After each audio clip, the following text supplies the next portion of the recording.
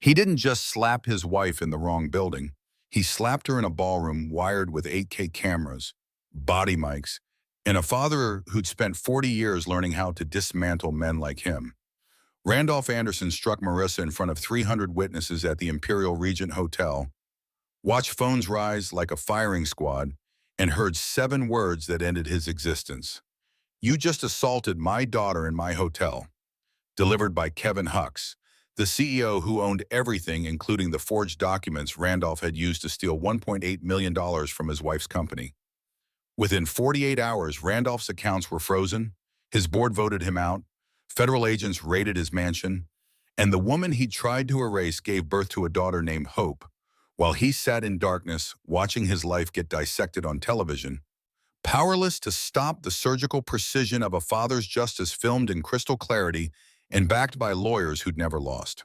When the crime scene, the evidence, and the victim's family all belong to the same empire, what's left to fight with? If you want to see how a billionaire CEO uses surveillance footage, forged contracts, and surgical precision to destroy a man who thought he was untouchable, subscribe right now, because what Kevin Hux does next isn't loud revenge. It's the kind of calculated justice that costs everything. Filmed in 8K and backed by lawyers who've never lost. Drop a comment. If you witness domestic violence in public, would you intervene or look away? Now let me tell you about the night that changed 3 lives forever. The Imperial Regent Hotel gleamed like captured starlight that evening. Polished marble floors reflecting crystal chandeliers that cascaded from 40-foot ceilings, each teardrop prism worth more than most people's monthly rent. Violins hummed beneath the murmur of 300 voices, discussing mergers, market predictions, and who'd arrived in which car. Waitstaff in pristine uniforms glided between tables carrying champagne that cost $400 per bottle, the kind of money that was both meaningless and everything to the people drinking it. This wasn't just a party, it was theater, performance, a stage where deals were sealed with handshakes that moved millions, where reputations were built or buried depending on who noticed you and what they remembered. The guest list read like a Forbes index: tech investors, real estate moguls, politicians who'd learned that power came with a champagne flute and the right photo opportunity. Randolph Anderson worked the room in a pink dress shirt and brown trousers, a calculated casualness meant to say, "I'm so comfortable here, I don't need to try." His smile was wide, his laugh loud, his handshake firm enough to leave an impression without threatening the fragile egos of men who measured worth in digits. He moved from cluster to cluster like a pollinating insect, spreading his name, his charm, his carefully constructed image of the self-made millionaire who'd clawed his way from nothing into this gilded circle. But if you watch closely, and some did, you'd see the performance cracks. The way his smile never reached his eyes, the way his hand gripped his whiskey glass too tight, the way his gaze kept darting across the ballroom to the woman sitting alone near the back, tracking her movements like a warden checking an inmate. Marissa Hux Anderson sat in an emerald gown that shimmered under the chandelier light, one hand resting protectively on her 7-month belly. Her dark skin glowed against the deep green silk, her natural hair swept into an elegant updo that had taken an hour and made her scalp ache. She was beautiful, poised, and utterly exhausted in ways that had nothing to do with pregnancy. Her swollen ankles throbbed in heels Randolph had insisted she wear. "You represent me now. Look the part." Her back ached from standing through cocktail hour while he networked, forbidding her from sitting because it looks weak. Her face hurt from smiling at people who whispered about her behind champagne flutes, their pity disguised as concern. She'd begged to stay home, had pleaded that the baby was pressing on her sciatic nerve, that her blood pressure was elevated, that Dr. Morrison had recommended rest. But Randolph needed her visible, needed the image of the devoted pregnant wife to soften his edges, to make investors think family man when they looked at him. So here she sat, 7 months pregnant, exhausted, and completely alone in a room full of 300 people. Behind her, so close their chairs nearly touched, a woman in a sleek black evening dress held a glass of red wine. Nadia Sarah, sommelier, had worked at the Imperial Regent for 3 years. She'd learned to read rooms the way sailors read tides, watching for the shift in pressure that meant storms were coming. Tonight, the pressure was dropping fast. She'd watched Randolph all evening, the way he touched his wife's arm too firmly when guiding her through conversations, the way he'd hissed something in Marissa's ear that made her flinch, the way he performed devotion for audiences while his grip left finger-shaped marks on his wife's wrist. Nadia had seen this before, at her last job before the Imperial Regent, before Kevin Hux offered her a position that came with benefits and a boss who actually cared when staff reported problems. She'd seen a man hit his girlfriend in the employee parking lot, had reported it to management, had watched them bury it to avoid bad publicity. 3 weeks later, that girlfriend was in the hospital with a fractured skull. Nadia had quit the next day, had promised herself never again would she stay silent when she saw the warning signs. And tonight, every sign was flashing red. Randolph grabbed a glass of orange juice from a passing tray. His fourth whiskey in an hour had left him loose-limbed and loud, and switching to juice was his version of pacing himself. He rejoined a group of investors near the stage, gesturing broadly as he told a story designed to make himself look brilliant, each word calibrated for maximum impact. Mid-sentence, he lifted the glass to his lips, and Marissa, shifting her weight to ease the pressure on her screaming ankles, bumped the small floral arrangement on the table beside her. One single drop of orange juice splashed from Randolph's tilted glass onto his pink cuff. One drop, barely visible, insignificant, but 3 guests glanced over, saw it, noted it, filed it away as the kind of small social mishap that would be gossip fodder tomorrow. Randolph's jaw clenched so hard Nadia could see the muscle jump from 5 feet away. He turned slowly, that practiced smile still plastered on his face, and crossed the ballroom toward his wife. His steps were measured, controlled, but his eyes burned with something that made Marissa's stomach drop and her hand instinctively protect her belly. "Randolph," she started, voice low, trying to de-escalate before the storm hit. "You can't do anything right, can you?" His whisper was venom wrapped in silk, quiet enough that only she could hear. He grabbed her elbow, fingers digging into soft flesh. "I bring you to the most important night of my career, and you make me look like a fool. It was an accident. You're always an accident." His free hand moved to her chin, fingers pressing into her jaw as he forced her to look at him. The gesture looked intimate from a distance, a husband touching his wife's face. But up close, it was violence disguised as affection. "You're ruining my image, embarrassing me. After everything I've given you, yeah." Oh. Marissa tried to pull away, but his grip tightened. Her breath caught. The room seemed to tilt. Her baby kicked, hard, as if sensing her mother's distress. And then Randolph's hand flew back and cracked across her face. The sound echoed like a gunshot in a cathedral. The string quartet stopped mid-bow. Conversations cut off mid-word. 300 people turned as one to witness the woman in emerald stumble backward, hand flying to her reddening cheek, her other hand instinctively protecting her pregnant belly. Crystal trembled on tables. Champagne sloshed in frozen glasses. Someone gasped, a sharp intake of breath that carried across the silent ballroom like wind before a storm. Camera phones rose in a synchronized wave. Dozens of them, recording everything. Witnesses documenting the unthinkable. Randolph stood there, chest heaving, his mask of civility shattered. For just a second, one terrible, triumphant second, he looked satisfied, like he'd finally put her in her place, finally shown everyone who had control, finally proven that beneath the emerald gown and the pregnant belly, his wife knew exactly who had the power. Then he saw the phones, dozens of phones, all pointed at him, all recording, his face drained of color. But before he could speak, before he could apologize or threaten or perform damage control or do whatever calculation his scrambling brain told him would fix this, a voice cut through the frozen silence. "Mr. Anderson." The voice was calm, quiet, absolutely terrifying in its control. A gray-haired man in a simple black tuxedo stepped forward from the back of the crowd. He was perhaps 60, with kind eyes that had gone stone cold, and a presence that made everyone instinctively part like water around a ship. He moved with the unhurried confidence of someone who'd never needed to raise his voice to command a room, never needed to prove his power because everyone already knew. The maitre d' at the ballroom entrance lowered his eyes and murmured, "Mr. Hux." Kevin Hux nodded once at the staff member, a small gesture of acknowledgement that somehow carried more weight than any grand entrance, then turned his full attention to Randolph. "You just assaulted my daughter," Kevin said quietly, each word precise as a scalpel, "in my hotel." The sentence landed like an avalanche. Randolph's mouth opened, closed, opened again.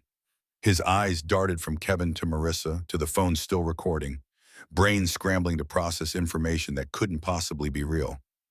"Your daughter? Your hotel? I... This is a misunderstanding," Randolph started, voice cracking. Kevin lifted two fingers, and four security personnel in dark suits materialized from the edges of the ballroom like shadows gaining form. "Escort Mr. Anderson to the East Lounge. No exits. He's not leaving this building until we've had a very thorough conversation." "Now wait just a..." Randolph tried to step backward, but his path was already blocked. "Do you know who I am? I have investments, connections, lawyers. I know exactly who you are." Kevin's voice never rose above conversational volume, but it carried to every corner of the ballroom. "That's why you're not leaving. Torres?" The head of security, a man named Torres, whom Kevin had personally hired 8 years ago after 20 years in law enforcement, placed a firm hand on Randolph's shoulder. "Sir, this way, please." "Don't touch me." Randolph tried to shake him off, tried to summon the authority that usually bent people to his will. "I'm a guest here. You can't just..." "You stopped being a guest," Kevin said, still in that terrible, quiet voice. "The moment you put your hands on my daughter. Now you're evidence. And evidence doesn't leave before we've documented everything." The security team moved as one, surrounding Randolph with professional efficiency that made resistance pointless. As they escorted him toward a side door, whispers ignited across the ballroom like fire catching on dry kindling. "That's Kevin Hux. The hotel is his? Oh my God, he just hit Kevin Hux's daughter. The whole chain is Hux Hospitality. That man is finished." Transition to backstory. To understand how Randolph Anderson, self-proclaimed millionaire, social climber, man who'd spent 3 years building a reputation as a savvy investor, ended up slapping at his pregnant wife in front of Kevin Hux's cameras, you need to know where he came from, not the story he told at parties. Not the carefully constructed narrative about bootstraps and hard work and earning every dollar, but the truth. Randolph Anderson was born in suburban mediocrity to parents who measured success in car brands and square footage. His father sold insurance. His mother taught elementary school. They lived comfortably but not luxuriously. And for Randolph, who'd grown up watching 80s movies that promised anyone could become a billionaire with enough ambition, comfortable was insulting. Comfortable was failure. Comfortable was what losers settled for. So he'd climbed, lied about his degree, state school, not Ivy League, exaggerated his investment returns. 50% of it was his father-in-law's money. Performed confidence until people mistook it for competence. By 35, he'd built a small real estate portfolio, a decent investment fund, and a reputation as someone on the rise. Then he'd met Marissa at a charity gala 3 years ago. Beautiful, brilliant, daughter of Kevin Hux, though Randolph didn't know that at first. She'd been fundraising for a women's tech incubator she'd founded, and Randolph had been dazzled, not just by her looks, but by her connections, her pedigree, her father's empire that she rarely mentioned, but everyone knew about. Marissa could open doors Randolph had been pounding on for years, so he'd pursued her, charmed her, made himself indispensable. And when Kevin Hux expressed reservations, "Something about him feels performative, sweetheart." Randolph had worked twice as hard to prove himself, to be perfect, to become the son-in-law Kevin would respect. He'd succeeded. They'd married. Kevin had remained polite but distant. And Randolph told himself it was enough. He had the name, the connection, the access. But having Marissa and controlling Marissa turned out to be two very different things. She had opinions, ideas, a career she wouldn't abandon, friendships he couldn't monitor, a father who still called her every week and asked questions Randolph didn't want asked. She was supposed to be an asset, a beautiful accessory that proved his worth. Instead, she kept being a person, and Randolph hated it.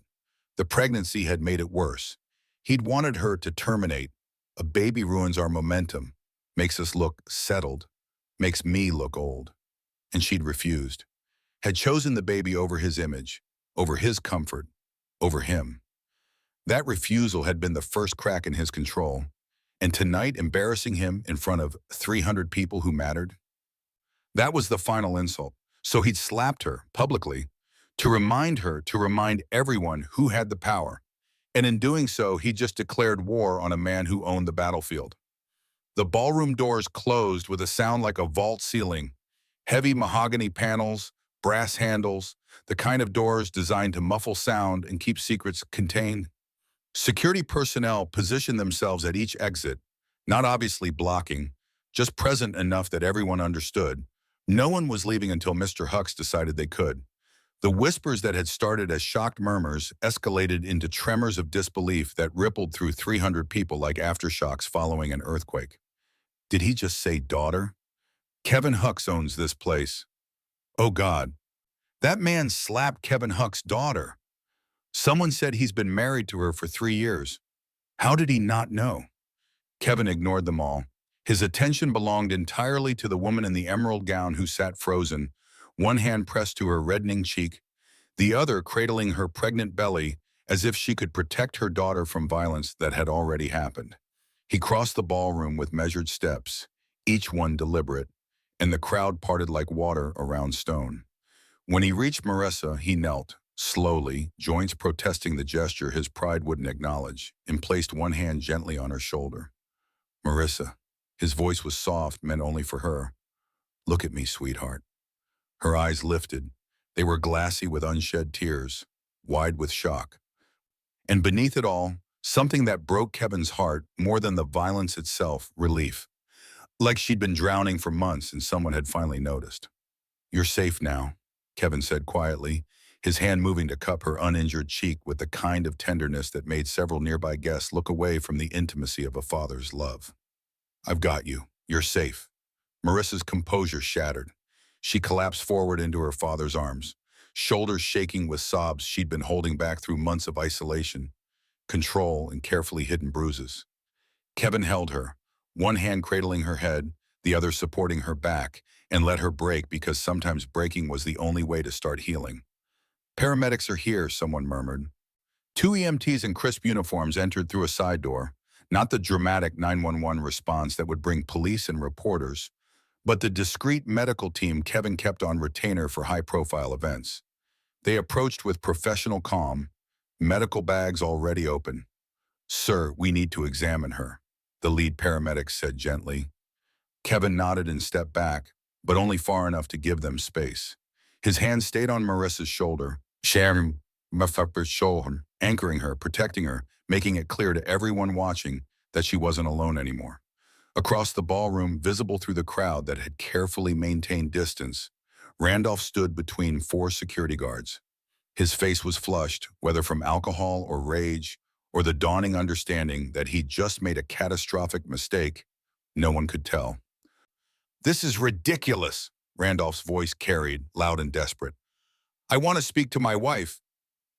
Kevin's head turned. He didn't speak, didn't move toward Randolph, just looked at him with eyes that had gone from warm brown to something glacial and absolutely final. The words died in Randolph's throat. Mr. Anderson will wait in the East Lounge, Kevin said quietly, still looking at Randolph, making sure every syllable landed. No phone, no computer, no contact with anyone until I decide we're ready to have a conversation about what happens next. Randolph opened his mouth. Now, Kevin added, and the single word carried enough weight that even Randolph understood arguing was pointless. The security team moved, and Randolph went with them, still sputtering protests that no one was listening to anymore. 40 minutes later, Kevin stood in the security control room on the 3rd floor, surrounded by monitors that showed every angle of the ballroom in crystalline 8K clarity. Torres operated the console with practiced efficiency, queuing up footage that had been automatically saved to encrypted cloud storage the moment it was recorded. From the beginning, Kevin said. The timestamp read 8:32 p.m. The first clip showed Randolph grabbing Marissa's elbow during a conversation with investors, his fingers digging into her flesh hard enough to make her wince. His mouth moved, The audio was clear enough to catch every word. Smile more. You look miserable. Stop embarrassing me. Next clip, 8:39 p.m. Randolph's hand on the small of Marissa's back, pushing her away from a group of women she'd been talking to. You don't need friends here. You need to support me. 8:44 p.m. The grip on her chin, the whispered venom. You're ruining my image. 8:47 p.m. The slap. 4 different angles captured it, the wind-up, the impact, Marissa's head snapping to the side, the crowd's collective recoil. One camera even caught the exact moment Randolph's wedding ring made contact, a detail that would matter when lawyers started building the case. Kevin watched all of it twice. His face remained expressionless, but Torres, who'd worked with him for 8 years, noticed the way his boss's hands gradually clenched into fists, the way his jaw tightened until the muscle jumped, the way his breathing became carefully controlled. Diane Chen, Kevin's general counsel, stood beside him. She was 52, Harvard Law, had never lost a case she actually cared about winning, and had been with Huck's Hospitality since its 3rd property opened. She watched the footage with the analytical detachment of someone building a case brick by evidentiary brick. We have him, she said quietly. Assault, battery, witnessed by 300 people. Recorded from multiple angles with synchronized timestamps. The audio mics caught everything he said. We could file charges tonight and have a conviction by next month. No, Kevin said. Diane turned to look at him. No? Not yet. Kevin gestured to Torres, who paused the playback on a freeze frame of Randolph's hand mid-strike. We don't rush this. We don't let him claim it was emotional, heat of the moment, that he deserves leniency because he made one mistake. What are you thinking? Kevin's smile was cold and precise as a scalpel. We build the full case. We show this wasn't one moment of violence. This was a pattern. We dig into every document he's ever signed in Marissa's name, every financial decision he made without her consent, every time he isolated her from support systems. He turned to Diane. We do this properly, methodically, so thoroughly that when we're finished, there's nothing left of him to rebuild. That could take weeks. Good. Kevin looked back at the monitors, at his daughter's frozen moment of pain. He'll lose everything, but he'll lose it slowly enough to understand exactly why. Diane nodded slowly, already mentally cataloging the evidence, the statutes, the strategy.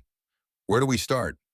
Financial records, every joint account, every investment he claims they made together, every signature on every document. Kevin pulled out his phone. I want to know if he forged her name on anything.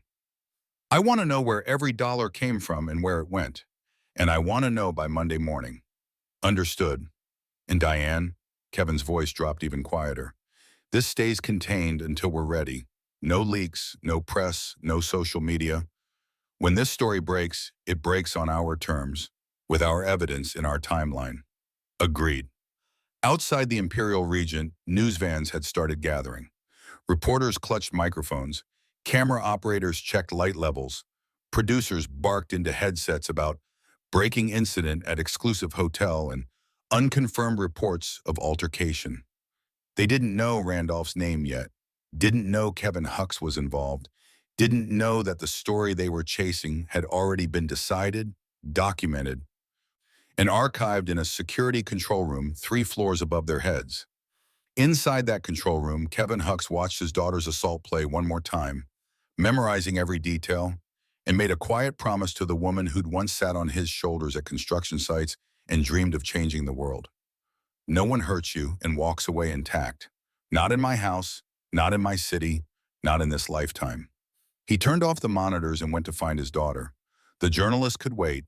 Justice moved slowly, but it moved with the weight of 40 properties, 8 years of surveillance infrastructure, and a father's love that had finally found its target. Randolph woke to sunlight stabbing through hotel curtains he didn't remember closing, and a headache that felt like his skull was splitting along fault lines. For 3 confused seconds, he didn't remember where he was. Then it crashed back in fragments. The ballroom, the slap, Kevin Huck's voice cutting through the silence like a blade, security escorting him to a locked room where he'd spent 4 hours demanding lawyers who never came. They'd released him at 2 a.m. with a single instruction: don't leave the city. Mr. Hux will be in touch.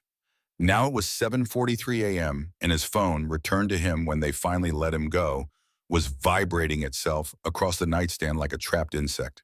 47 missed calls, 63 text messages. His email inbox showed 200 plus unread. Randolph grabbed the phone with shaking hands and scrolled through the notifications. His PR manager, his lawyer, his business partner, his mother. All variations of the same panicked message. Have you seen the news? Call me immediately. He opened Twitter and felt his stomach drop. Imperial Regent. Incident was trending. Number 7, nationwide. The top tweet showed a blurry photo clearly taken from across the ballroom of Randolph's hand raised, Maurice's head turned to the side, the moment captured in grainy smartphone clarity. The caption read, "Mystery altercation at black tie gala. Woman appears pregnant.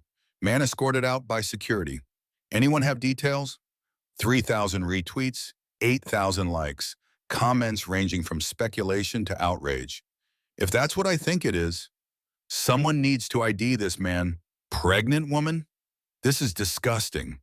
Imperial Regent is exclusive AF. This guy must be loaded. Rich people really think they can do anything.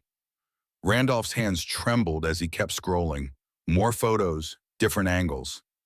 One showed Kevin Hux kneeling beside Marissa. The caption speculated about whether he was security or management. Another captured Randolph being escorted out, his face visible enough that several people in the comments claimed to recognize him, but couldn't place from where. None of them knew who Kevin Hux was. Yet. But it was only a matter of time. His phone buzzed. Incoming call from Marcus Webb, his PR manager. Randolph answered on the first ring. "Marcus, thank God." "What the hell happened last night?" Marcus' voice was sharp, professional panic barely contained. "I'm looking at Twitter, Instagram, 3 gossip sites, and someone just sent me a TikTok with 500,000 views asking for a wellness check on the pregnant woman." "Randolph, did you hit your wife?" "It wasn't. It's being blown out of proportion." "That's not an answer. Did you hit her?" Randolph closed his eyes. "There was a misunderstanding. Marissa embarrassed me in front of investors. I reacted. It's a private marital issue that 300 people witnessed and 40 of them recorded?" Marcus's laugh was bitter.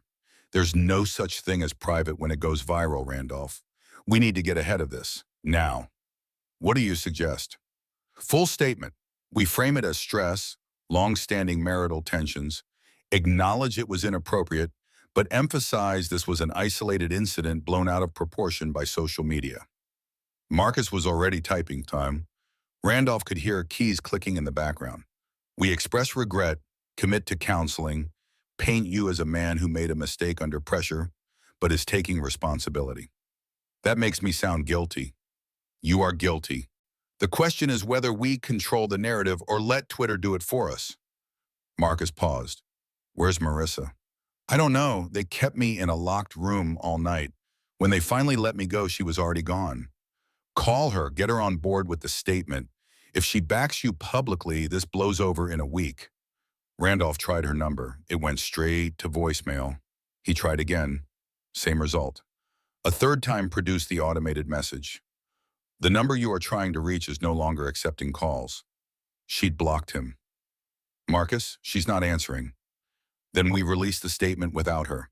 I'll have something drafted in an hour. Do not, and I mean this, do not talk to anyone, post anything, or respond to any media requests until we have a unified strategy. Understood?"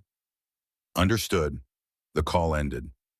Randolph sat on the edge of the hotel bed, not the Imperial Regent. He'd grabbed a room at a Marriott 3 blocks away, and felt the walls of his carefully constructed life starting to crack. 7 miles away in a conference room on the 42nd floor of Hux Hospitality Group headquarters, Kevin sat at the head of a table, surrounded by the kind of people who made problems disappear. Forensic accountants, private investigators, corporate attorneys who billed $1,100 an hour and earned every cent. Diane Chen stood at the front of the room beside a projection screen showing a document that made everyone in the room lean forward simultaneously. This, Diane said, is a post-nuptial agreement allegedly signed by Marissa Hux Anderson 18 months ago. The document filled the screen, legal text in neat paragraphs, signatures at the bottom. Diane zoomed in on the signature line where Marissa L. Hux Anderson appeared in flowing script.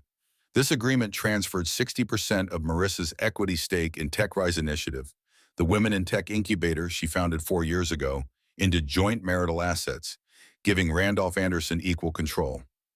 Diane pulled up another document.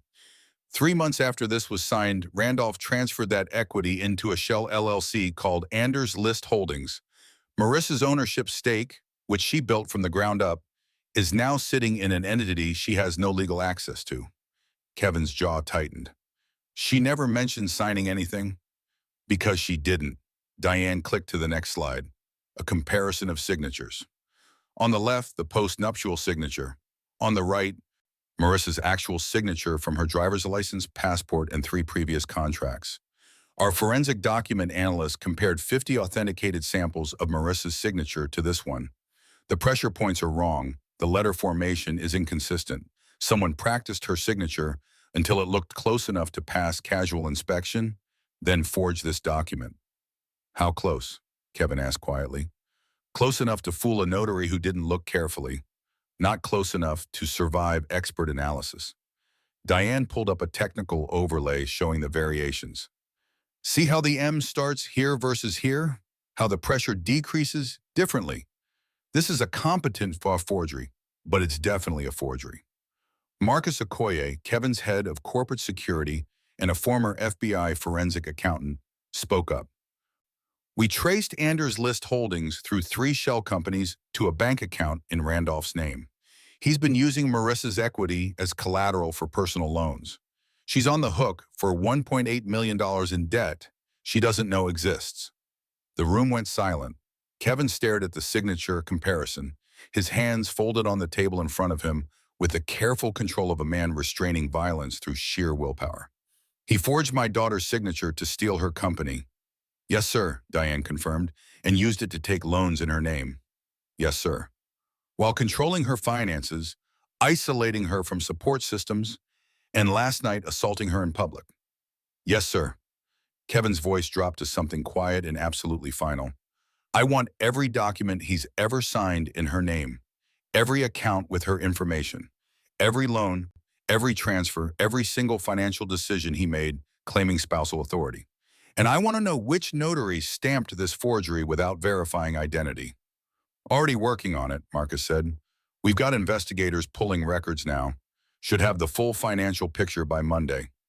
Make it Sunday. Yes, sir. A knock interrupted, soft but urgent. Kevin's assistant, Michael, opened the door slightly. Sir, there's someone here to see you. Says it's important. About last night. Who? Nadia Sarah, hotel sommelier. Kevin gestured. Send her in. Nadia entered carrying her purse like it held something precious and dangerous. She looked nervous. This was the CEO's private conference room, surrounded by lawyers who looked like they could argue God into settling out of court. But her voice was steady when she spoke. Mr. Hux, I'm sorry to interrupt. You're not interrupting. Kevin stood, gestured to a chair. Please sit. Nadia sat on the edge of the seat, purse in her lap. I was working last night. Table service near where it happened. I saw everything. Torres mentioned you witnessed the assault. I did more than witness it. Nadia pulled out her phone, queued up a video. I recorded it, from the first raised voice to the moment your security intervened. I know the hotel cameras got it, but I thought third-party footage from a staff member who has no connection to either family. Might help if his lawyers claimed the security footage was doctored. She placed the phone on the table. Diane picked it up, connected it to the projection system. The video played, shaky smartphone footage, but visceral and clear. It captured Randolph's approach. The whispered venom. Nadia had been close enough that the audio picked it up. Marissa's attempt to de-escalate, the moment his hand struck her face. The crowd's reaction. Kevin's intervention. Every detail synchronized perfectly with the security footage they'd already reviewed. When it ended, the room was silent. This is, Diane started, then stopped. This is extraordinary evidence. Time-stamped, geotagged, matches our surveillance perfectly. Thank you for bringing this. Nadia's hands twisted in her lap. I left my last job because management ignored domestic violence in the parking lot. I told myself next time, I wouldn't stay silent. Last night was next time. Kevin looked at her, really looked at her, and saw the kind of courage that came from witnessing pain and choosing to act even when silence was safer. You'll be compensated for any time lost to depositions, court appearances, anything related to this case. Full legal support if Anderson's lawyers come after you. And if you're willing to testify, that testimony could change everything. I'll testify. No hesitation. She deserves justice. Thank you. Kevin extended his hand. Nadia shook it, then left quietly, leaving her phone with Diane to create secured copies. When she was gone, Kevin turned to Marcus. Copy that footage to the same encrypted drive as the surveillance. Multiple backups, cloud storage with redundancy. What do you want to label it? Kevin smiled. Cold, precise. The smile of a man who'd built 40 hotels by knowing exactly which foundation stones to remove to collapse a building. Justice. 3 floors down in the owner's suite where she'd spent the night, Marissa stood at the window overlooking Boston and watched the city wake up. Her cheeks still ached where Randolph's hand had landed, a dull throb that pulsed with her heartbeat, reminding her every few seconds that last night had actually happened. She'd woken early, brain cycling through the same questions on repeat. How did I not see this coming? How did I let it get this bad? How did I become the woman who gets slapped in front of 300 people? But beneath the shame and confusion, something else was growing. Something that felt like anger, like clarity. Like the fog she'd been living in for months had finally started to burn off in daylight. Her phone buzzed, a text from her father.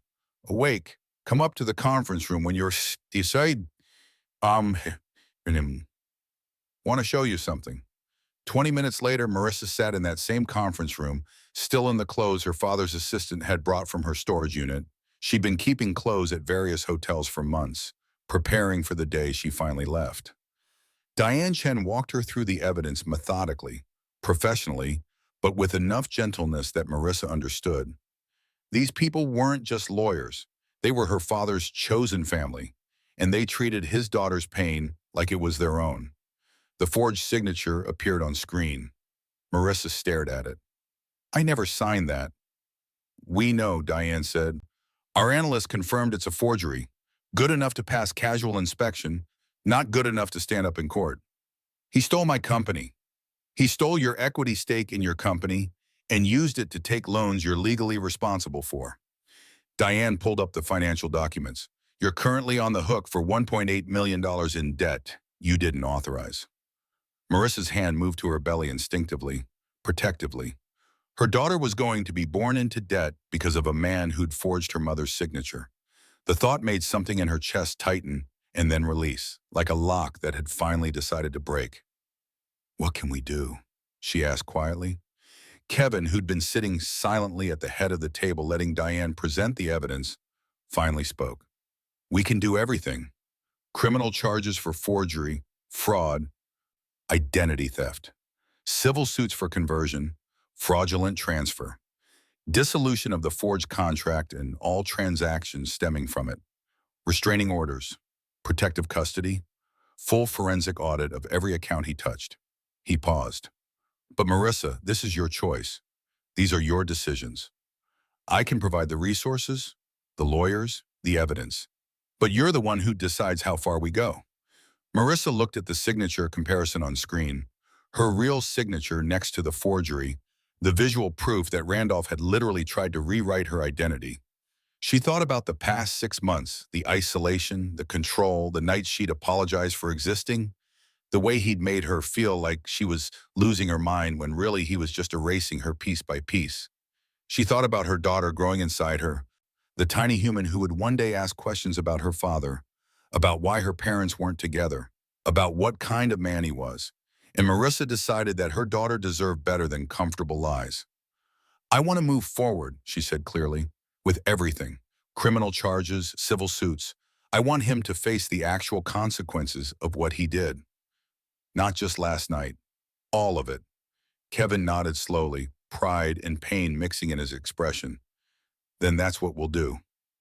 But Dad? Marissa's voice was steadier now, stronger. I want to be involved, not hidden away while lawyers handle everything. I want to understand the process, the evidence, the strategy. I want to be part of this. You sure? Kevin asked gently. It's going to get ugly. His lawyers will attack your credibility, your motives. They'll try to paint you as vindictive, as someone using Daddy's money to destroy your ex. Let them try. Marissa looked at the forged signature one more time. He made me feel invisible for months. I'm done being invisible. If we're doing this, I want the world to see exactly who Randolph Anderson is.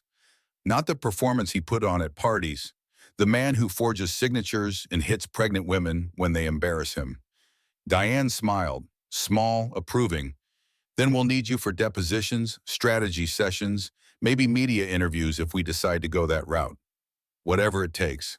Kevin stood, crossed to where his daughter sat, and placed both hands on her shoulders. You're stronger than I gave you credit for, than you gave yourself credit for. I had a good teacher. Marissa covered one of his hands with hers. You taught me that power isn't about volume. It's about knowing exactly which thread to pull to unravel someone's entire existence. Kevin's smile was proud and dangerous in equal measure. That's my girl. He returned to the head of the table, opened his laptop, and pulled up a secure drive. The folder was labeled simply, Justice. Inside were subfolders, surveillance footage, third-party evidence, financial documents, forensic analysis, witness statements. Marissa watched her father organize evidence with the methodical precision of someone building not just a legal case, but a monument to consequences. She realized this wasn't just about protecting her anymore. It was about making sure that when Randolph Anderson fell, he fell so completely that no one would ever doubt why. And for the first time in 6 months, Marissa didn't feel afraid. She felt ready. 5 miles away, Randolph sat in his lawyer's office, reading the statement Marcus had drafted. It was perfect, contrite without admitting guilt, emphasizing stress and regrettable behavior, while carefully avoiding words like assault or abuse. Once we release this, his lawyer said, the narrative shifts. We control the story. In 2 weeks, this blows over. Randolph nodded, reached for the pen to approve the release. His phone buzzed. Unknown number. He answered. Hello? Mr. Anderson? A woman's voice, professional and cold. This is Diane Chen from Hux Legal. We represent Marissa Hux Anderson. We'll be serving you with papers this afternoon. Criminal charges for assault and battery, civil suits for forgery, fraud, and conversion. You'll want to get a criminal defense attorney in addition to whatever PR team you're currently using. The line went dead. Randolph sat frozen, pen hovering above the statement that was suddenly, catastrophically obsolete. His lawyer looked up. What was that? The Empire, Randolph whispered, watching his hands start to shake. It's cracking. And in a conference room 7 miles away, Kevin Hux clicked save on a folder that contained the complete destruction of a man who'd made one catastrophic mistake. He'd hit the wrong woman in the wrong building. Now he'd learn what that cost. The rain started at 4 a.m., the kind of Boston downpour that sounded like static against windows, and turned the city into a watercolor painting of blurred lights and gray sky.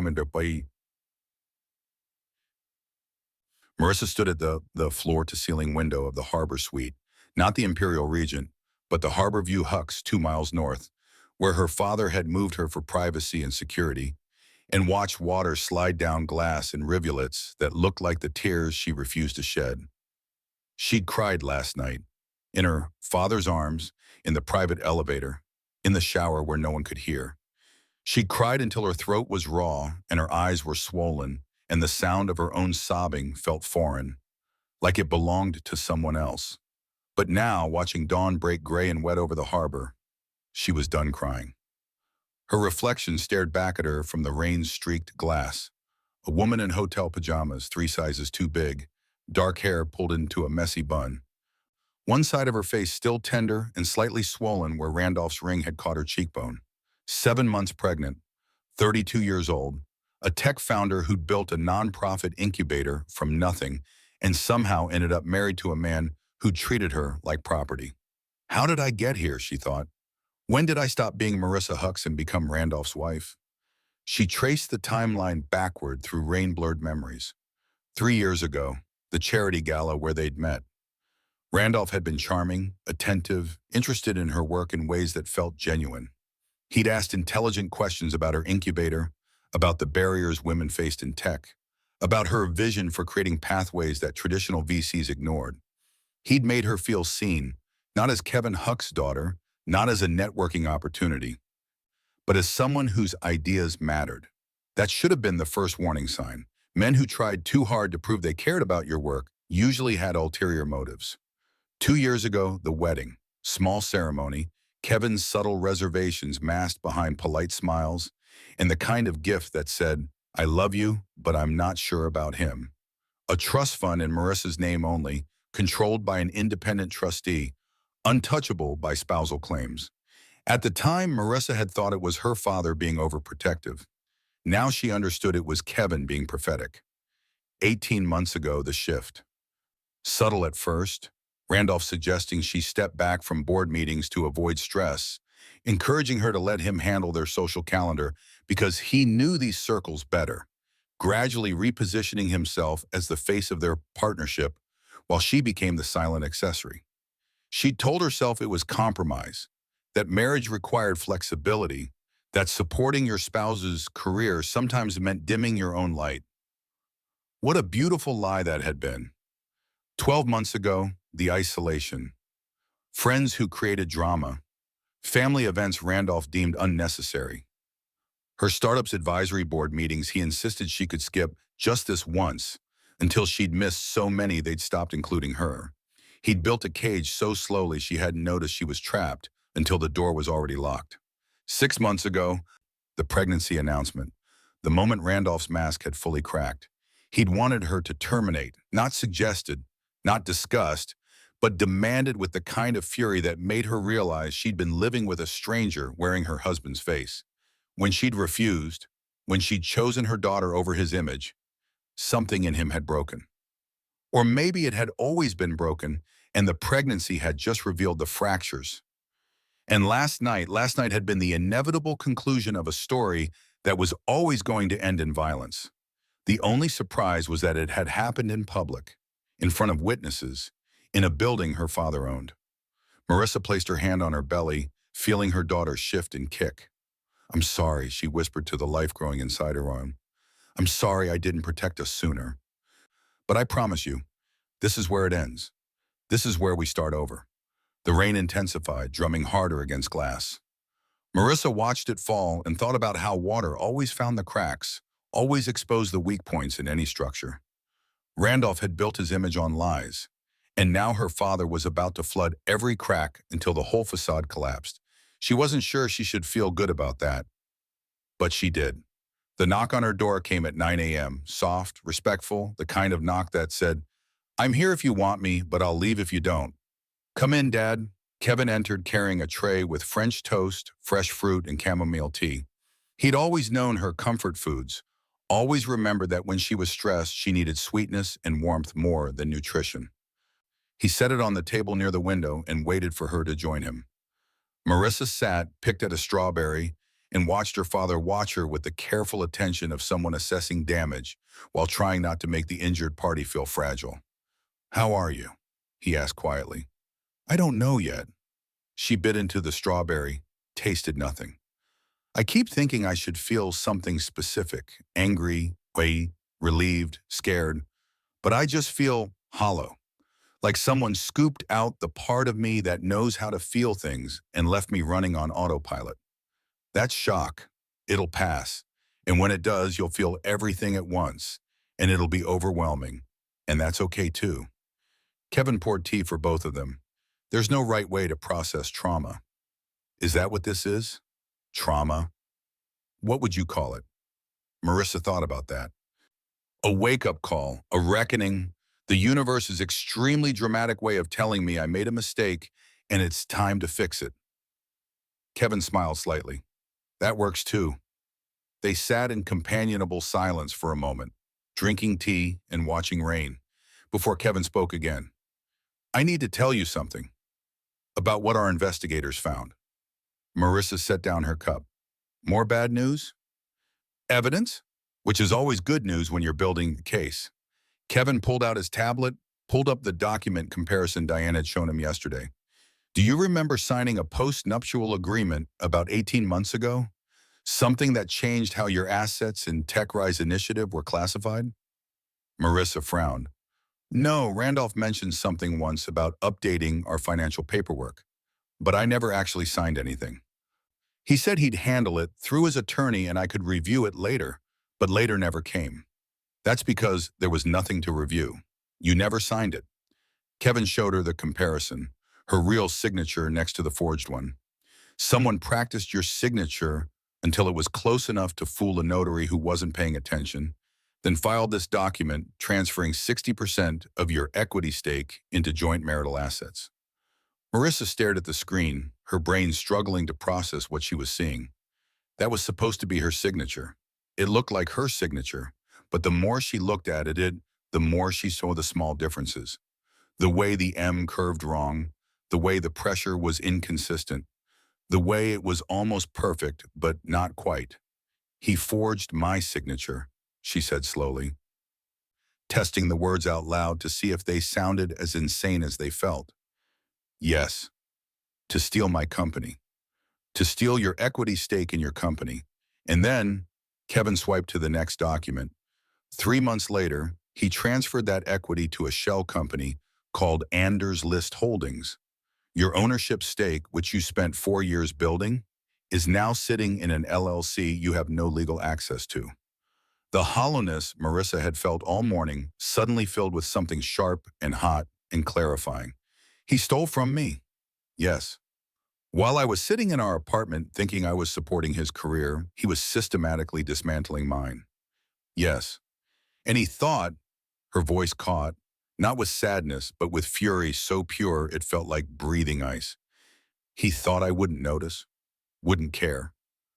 That I just accept it because I was too busy being his wife to remember I built something that mattered? Kevin's smile was proud and dangerous. He underestimated you. People often do. You inherited your mother's grace, so they assume you inherited her passivity. He paused. They forget you also inherited my memory for contracts and my unwillingness to let anyone take what's mine. Marissa looked at the forged signature again, and something inside her, something that had been bent and compressed and forced into a shape that wasn't hers, finally snapped back to its original form. What else did he steal? Kevin pulled up a financial summary. Used your forged equity as collateral for personal loans totaling $1.8 million. Opened 3 credit cards in your name. Listed you as co-signer on a commercial property lease you've never seen. You're legally liable for all of it. Can we prove I didn't authorize any of this? The forensic document analyst can testify the signature is forged. We can show you were never present when the documents were notarized. We can demonstrate a pattern of financial control and coercion. Kevin looked at his daughter. Yes, we can prove it. The question is, what do you want to do with the proof? Marissa stood, walked back to the window, and watched rain hammer against glass like it was trying to break through. She thought about the woman she'd been 3 years ago, confident, ambitious, certain of her place in the world. Then she thought about the woman she'd become, quiet, apologetic, constantly calculating how to avoid triggering her husband's rage, and she decided she was done being the second woman. I want him to lose everything, she said quietly. Everything he stole from me. Everything he built with my name. Everything he used my reputation to access. I want it all taken apart piece by piece until there's nothing left but the truth. That's going to take time. Months, maybe. Legal battles, depositions, court appearances. It won't be easy. Good, Marissa turned from the window. Easy would let him claim it was a misunderstanding. I want this to be hard. I want him to fight and lose, over and over until he finally understands what he took from me. Kevin stood, crossed to his daughter, and placed both hands on her shoulders. You're sure? Once we start this, there's no going back. It'll be public, ugly, exhausting. I'm sure. Marissa's voice was steady, certain, the voice of someone who'd finally stopped apologizing for taking up space. He made me invisible for 18 months. Now I want everyone to see exactly who he is. Then that's what we'll do. Kevin pulled out his phone, typed a quick message. Diane will file criminal charges this afternoon: forgery, fraud, identity theft. Civil suits will follow: conversion, fraudulent transfer, breach of fiduciary duty, and will freeze every account connected to the forged documents so he can't hide assets before the court rules. When will he know? Kevin smiled. He's probably figuring it out right now. 7 miles away, in the corner office of Anders List Holdings, a name Randolph had created by combining Anderson and Catalyst because he thought it sounded innovative. Randolph Anderson sat at his desk and watched his carefully constructed empire develop fissures. It had started small, a declined credit card at breakfast. He'd assumed it was a fraud alert, called the bank, been told his account was under review pending verification of authorized usage. What does that mean? He demanded. I'm not authorized to provide details, sir. You'll need to speak with our fraud department. The fraud department put him on hold for 40 minutes, then transferred him to legal, who informed him that several accounts associated with his name and social security number had been flagged for potential unauthorized access and would be frozen until the matter was resolved. Frozen? For how long? That depends on the investigation, sir. What investigation? I'm not authorized to provide details. Then came the call from his lender, the one who'd approved a $600,000 line of credit using Marissa's TechRise equity as collateral. The loan officer's voice had been apologetic but firm. Mr. Anderson, we've received information suggesting the collateral documentation may be fraudulent. We'll need to verify the signatures before we can approve any further draws on the line. The signatures are fine. We'll need to verify independently, sir. In the meantime, we're freezing the line and requesting immediate repayment of outstanding draws. You can't just, per Section 12.3 of your loan agreement, we can request immediate repayment if we have reasonable suspicion of fraudulent collateral. You signed this agreement, sir. Randolph had signed it without reading it because men like him didn't need to read contracts. They trusted their lawyers, their accountants, their own certainty that they were too smart to get caught in technicalities. By noon, 3 more lenders had called with similar messages. 2 credit cards were declined. His business partner, James, left a voicemail asking why their shared operating account was frozen, and could Randolph please call back immediately to explain what's going on. By 2 p.m., Randolph understood that this wasn't coincidence. This was coordinated. This was someone with access to his financial records, his lenders, his entire business infrastructure, systematically shutting down his access to capital. This was war. But who was attacking him? The footage from the Imperial Regent had gone viral, but it was still anonymous. No one had ID'd him publicly yet. No one knew his name or his business. The media attention was bad for his reputation, but shouldn't affect his bank accounts. Unless someone was feeding information to his lenders privately, someone with enough influence to make banks act without public justification, someone with enough resources to coordinate simultaneous freezes across multiple institutions, someone like Kevin Hux. Randolph's phone buzzed, text from an unknown number. He opened it and felt the blood drain from his face. The message contained 3 words and an attachment. You hurt the wrong woman in the wrong hotel. The attachment was a photo. Randolph's forged signature on the post-nuptial agreement, side by side with Marissa's actual signature, the differences circled in red like a teacher marking a failed exam. Randolph stared at the image, his hands beginning to shake, and understood with perfect clarity what was happening. Kevin Hux wasn't just protecting his daughter. He was systematically dismantling everything Randolph had built using Marissa's name, Marissa's reputation, Marissa's stolen equity, and Randolph had no idea how to stop it. His office door burst open. James, his business partner, red-faced and furious. What the hell is going on? I just got a call from our accountant saying the IRS is auditing all of our accounts for the past 3 years. 3 years, Randolph. They're requesting every document, every receipt, every transaction. Do you have any idea how much that's going to cost in legal fees? I don't. And the Westbrook property deal, the one we were closing next week, the sellers just pulled out, said they received concerning information about our company's financial stability, and they're no longer comfortable moving forward. James slammed his hands on the desk. What did you do? Randolph opened his mouth, but no sound came out. Because the truth, I forged my wife's signature to steal her company, and now her billionaire father is burying me, sounded insane even in his own head. Nothing, he finally managed. It's a misunderstanding. I'll fix it. You better fix it fast. Because if this company goes under, I'm taking you to court for breach of partnership agreement. James stormed out, slamming the door hard enough to rattle the frame. Randolph sat alone in his office, staring at the message on his phone, and felt the first real tremor of fear. He thought last night was the worst of it. The slap, the cameras, the public humiliation.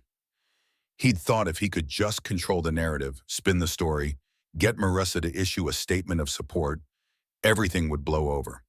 He'd been catastrophically wrong. The slap was just the opening move, the public documentation of violence that would justify everything that came after. And Kevin Huck's quiet, composed Kevin, Hux, who barely spoke at family dinners and never raised his voice, was systematically destroying him with the precision of someone who'd built 40 hotels by knowing exactly which foundation stones to remove to collapse a building. Randolph tried Marissa's number again. Still blocked. He tried her email. Bounced back. Address not accepting messages from this sender. He called the Harborview Hux, asked to be connected to Marissa Hux Anderson's room. I'm sorry, sir, the front desk clerk said, with the kind of professional politeness that masked absolute refusal. We have no guest by that name registered. She's Kevin Huck's daughter. Oh, Otter. I understand, sir, but I'm not able to provide information about our guests' locations or registrations. The line went dead. Randolph sat in his freezing office. The accounts that paid the heating bill were frozen too, and understood that he was completely, utterly alone. No wife to manipulate, no father-in-law to charm, no social circle to fall back on, because everyone who mattered had witnessed the slap and would distance themselves to protect their own reputations. He'd built his entire life on other people's foundations. Marissa's connections, her father's influence, his investors' money. And now all of it was being systematically removed until he was left standing on nothing. His phone buzzed again. Another message from the unknown number. This is just the beginning. You took everything from her slowly. We're returning the favor. Randolph stared at the screen until the words blurred, and for the first time in his adult life, felt genuinely afraid of consequences he couldn't charm, threaten, or buy his way out of. Somewhere in a secure conference room, Kevin Hux clicked send on another round of notifications to Randolph's creditors and smiled at the systematic efficiency of justice delivered in spreadsheets and legal filings. And in a quiet hotel suite overlooking Boston Harbor, Marissa watched rain finally begin to clear and felt something that had been buried for 18 months finally surface. Hope, not for reconciliation, not for forgiveness, but for the kind of ending where the villain finally faced consequences and the woman behind the glass finally stepped back into the light. At 6:03 a.m., the city still yawned under a bruised blue sky. In a quiet corner office 34 floors above the river, Kevin Hux signed his name twice, once with ink, once with intent.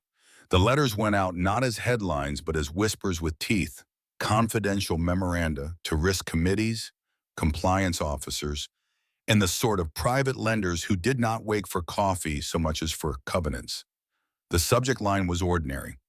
Notice regarding executive conduct and material reputational risk. The substance was not. Attached, synchronized, time-stamped footage from the Imperial Regent. A transcript of Randolph's words, his fingers digging into Marissa's face. The legal basis. The disclosure language that every guest accepted and quickly forgot. And a cluster of clauses tucked inside financing agreements. Morals clauses, key person risk triggers, and the starched collar of material adverse effect. By 6:17 a.m., the first compliance director replied with a single line, received. Convening internal risk call now. By 6:41 a.m., a mezzanine fund that had floated Randolph's latest acquisition circulated a red-coded internal memo. Suspend draws. Review D&O coverage for exclusions related to willful misconduct. By 7:10 a.m., a Swiss private bank moved him from gold to gray, which is a velvet way of saying, "We are watching you drown." Kevin did not smile. He set his pen down as if he were setting a stone on a grave and turned to the window. The glass threw his reflection back at him. Silver hair, still shoulders, the weight of being a father measured not in years, but in what you refuse to allow. Behind him, the office was deliberately sparse. A long walnut table, a single framed photograph of Marissa as a girl in a green dress, laughing up at a kite. "Send the lender packet," he said without raising his voice. His aide, a woman named Priya who understood the geometry of quiet wars, pressed enter. Done, that's senior lenders, meds funds, and the two insurers tied to his director's coverage. "Good," Kevin said. "At 9, notify the exchange about the pending governance concerns. Not a press release. A courtesy." Priya hesitated. "He's going to accuse you of making a spectacle." Kevin's reflection did not blink. Spectacles are for men like him. We are merely turning on the lights. Across town, Randolph's penthouse screens erupted with an amber grid of alerts. Calendar invites stamped urgent. Messages from numbers that used to begin conversations with my friend, now perfumed with per counsel's advice. He stalked into his office barefoot, shirt open, the last drink of the night fossilizing on the credenza. He tapped the trackpad and watched his empire break into pixels. Pre-market indicators bruising red, a lender requesting clarification regarding incident at your spouse's family property, a trade publication speculating about margin sensitivity with the tact of a vulture in a silk tie. "Get me Derek," he snapped. Derek was his general counsel, hired for his grin and his appetite for loopholes. The call connected on the 5th ring. "We need to calm the street," Randolph said before hello could get its coat off. "Draft something, an unfortunate misunderstanding. I love my wife. Private family matter. Blah, blah." On the other end of the line, Derek cleared his throat. "Sir, there's a development." "Spit it out." "Lenders have formed an ad hoc committee. They've asked for an emergency compliance review. They reference the moral turpitude clause." "Moral what?" Randolph barked. The words sounded like an antique he didn't know how to dust. "Reputational risk," Derek said, gentler. "And the hotel's recordings are being circulated privately. 4 angles. Audio." Randolph's jaw worked like he was chewing gravel. "They can't circulate that. It's illegal." "It isn't," Derek said. "You accepted the venue terms. So did we. And there's also third-party footage. A staff member. The chain of custody is tight." Randolph paced, eyes narrow, veins bright beneath his temple. "This is her father," he said, as if naming the monster would reduce its size. "He's poisoning the well." A chime bled through the call. Derek exhaled. "Anders List stock is down 8% pre-market." "Then buy the dip," Randolph snarled. "I would," Derek said, "if the broker hadn't just doubled your margin requirement." Silence expanded like a bruise. "Sir," Derek said. Randolph ended the call without answering. At 8:02, a phone pulsed on a kitchen island 3 neighborhoods away. Marissa had been awake since 4, the baby turning slow circles beneath her ribs like a moon. She sipped ginger tea and read nothing. No comments, no threads, just stared at the cursor waiting in the empty field of a new post. The city's morning settled around her. Somewhere a delivery truck hissed to a curb. Somewhere a radio murmured a headline. She thought of all the words that had been poured onto her skin by other people. Poor thing, how could she? Is it true? What did she do? Why didn't she leave? And of the one sentence that had been burning a doorway in her chest since the night the chandeliers went to ice. At 8:05 a.m. she typed, "Silence did not protect me. Truth will." She did not add a photo. She did not add a hashtag. She pressed post, set the phone down beside the cup, and rested both hands on the arc of her belly. The baby kicked her thumb, a tiny knocking that felt like a blessing. For a minute, nothing happened. Then everything did. The first comment arrived from a woman who had once waited tables through college at a Huck's property. Proud of you. The second was a heart from a coder Marissa had mentored. The third was a paragraph from a stranger who wrote that she had watched a friend hide bruises beneath foundation and smiles. The fourth, fifth, sixth multiplied into a river. By 8:23, the view count spiraled like a flock. Newsrooms noticed. Producers slid the post into rundowns with the speed of weather alerts. On a morning panels, a host with lacquered hair lifted her tablet and read the 12 words aloud, then went quiet in a way television rarely permits. That, she said finally, voice low, is the sound of a boundary being built. By 9, the post sat on the home screen of 3 national outlets and a dozen local stations. Hashtags sprouted without permission. #Truth Will, #Stand, with Marissa, #Hotels, aren't silent. Survivors threaded her sentence with their own, some anonymous, some brave enough to sign their names. Photos appeared of locked bathroom doors, of bruised yellow fading to the color of sunlight, of tiny hands clasping larger ones. Kevin watched all of it from behind glass and did not touch his phone. He did not call to tell his daughter he was proud. He had never been a man who could say the obvious without making it smaller. Instead, he asked Priya, "Status?" She scrolled through the dashboard she'd built overnight. 2 senior lenders have shifted to review. 1 mezz fund has paused. The insurer is asking if misconduct voids the policy. "And the board?" he asked. "Fracturing," Priya said. "They have scheduled an executive session without him." Kevin nodded once. His reflection hovered in the window like a second man. "Never mistake patience for weakness," he said. "The world's just seeing who he really is." Priya allowed herself the smallest smile. "What next?" "Nothing loud," Kevin said. "Let gravity do its work." By 10:14, gravity was greedy. Anders' list opened down 12%. Sell orders outnumbered buys 3-1. On a trading floor whose carpet had been chosen to feel like running on wealth, a broker stared at the screen and felt for the first time that money could smell like metal. He dialed Randolph's number and got voicemail, then sent a text that chose formality over mercy. "Margin call. Please wire 15 million by 3 p.m. ET to maintain positions." Randolph read it at his desk and laughed a sound that was barely human. "They're extorting me," he told the empty room. "Me." He paced to the window, palms flat against the glass as if he might push the skyline away. He was a man who had spent years telling himself a story in which he was the wind. It had never once occurred to him he might be the leaf. Derek called again. The lawyer's voice was smaller now. "We need to talk about contingencies," he said. If they decide." "They won't," Randolph insisted. "I built this company." "On debt," Derek said, and it came out before he could sand it. "On relationships. And those relationships, they're reading the same thing I am." "What are you reading about?" Randolph spat. Derek read it aloud because he wanted there to be a record. "Silence did not protect me. Truth will.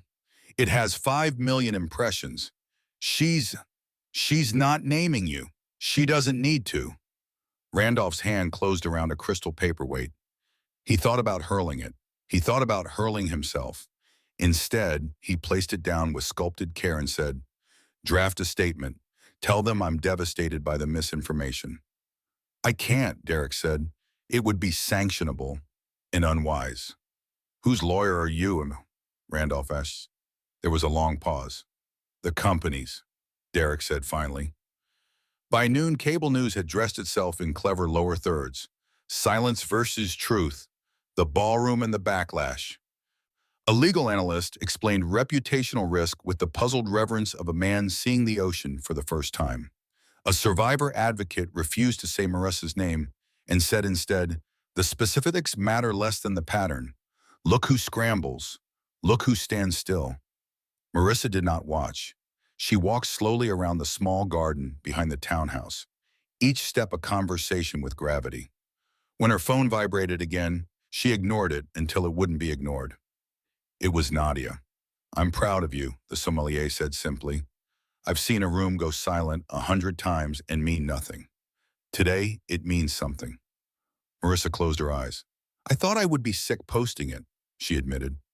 "That's your body remembering," Nadia said. "It gets better. It never forgets." but it gets better.